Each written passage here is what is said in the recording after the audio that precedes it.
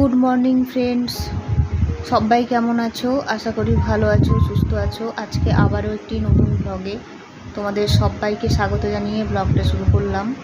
সকাল 5টায় ঘুম থেকে উঠেছি। ঘুম থেকে উঠে বাসি কাজ করলাম। বাসি কাজ বলতে রাত্রের যত বাসন ছিল সেগুলোকে ধুলাম আর ঝাঁট দিলাম। ঝাঁট ফাঁট দিয়ে বারান্দাটা ঝাঁট দিয়ে তারপরে এই যে ফ্রেশ হয়ে নাইটি চেঞ্জ করলাম। নাইটি চেঞ্জ করে এসে এই ছাতুর শরবত করছি।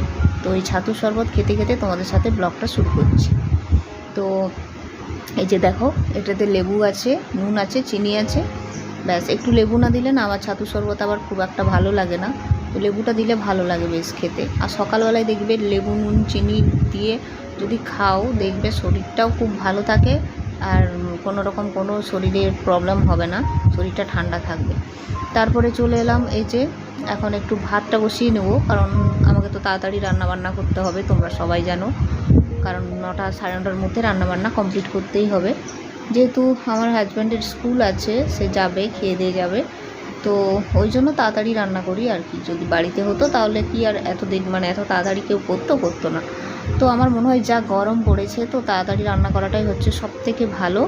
শরীরটাও ভালো থাকবে, তারপরে মন সব কিছু। আর এই জায়গাটায় রান্না করাটা আমার খুব কষ্ট লাগে, প্রচণ্ড গরম লাগে। তো এই যে চালটাও ছেড়ে দিলাম।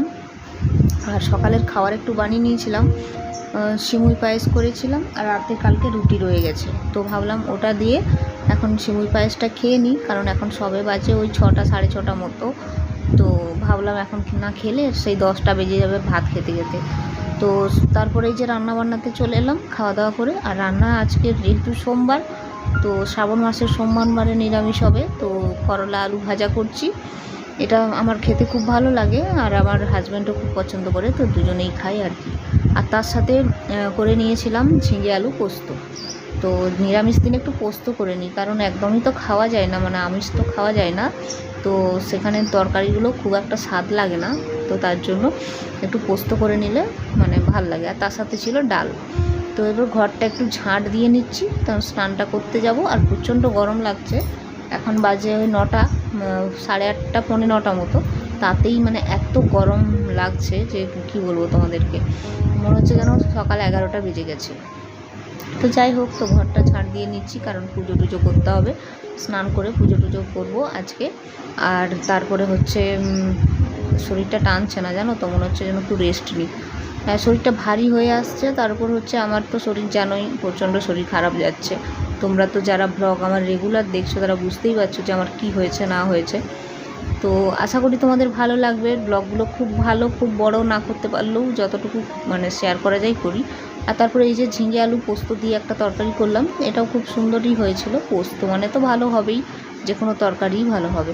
তো এটা করে দিয়ে তারপরে আমি স্নান করতে চলে গেছিলাম। তো স্নান টান করে এসে ফ্রেশ হয়ে নিয়ে তারপরে এই যে ঠাকুরকে জল টল দিয়ে নেব। জল দিয়ে একদম পুজোটা সেরে নেব। তো আজকে যেহেতু সোমবার, তো সোমবারে শ্রাবণ মাস, যেহেতু শ্রাবণ মাসের সোমবারে পুজো টুজো দিয়ে নিই। আর নিরামিষ খাওয়াটা এই মাসটা ভালো। তো কিছু কিছু জিনিস তো আমাদেরও মানতে হবে, বলো। সবসময় নিজেদের মতো চলাটা ঠিক না। বলে না, বিশ্বাসে মেলাই বস্তু, সেরকমের ব্যাপার, যে যেমন বিশ্বাস করে। তো আমার মনে হয় এই জায়গাটা বিশ্বাসের জায়গা। তো যাই হোক, একটু গীতা পাঠ করে নিই অল্প। সেই ছোটো যে গীতা বইগুলো আছে না, ছোটো চটি যে বইগুলো, সেগুলো আমার রাখা থাকে। আমি প্রত্যেক দিন এক পাতা করে পড়ে নিই। আর ঠাকুরকে এরকম ধূপ দেখিয়ে নিই, তাহলে আমার মানসিক একটা শান্তি থাকে। তারপরে আবার ঠাকুর নামে একটু জপ করি, জানো তো। ওটা আমি দেখাই না তোমাদের সাথে। তো কেমন লাগলো ব্লগটা অবশ্যই জানাবে। আর রাতের বেলা কী করেছিলাম সেটা তোমাদেরকে দেখাই। সয়াবিন আলুর তরকারি আর রুটি। মাঝখানে আর কোনো ব্লগ করতে পারিনি, কারণ ভাড়া বাড়ি চেঞ্জ হবে, কিছু জিনিস ট্রান্সফার করছিলাম। তো যদি ভালো লাগে পাশে থেকো। আজকের মতো এখানেই, আবার আগামীকাল তোমাদের সাথে দেখা হবে।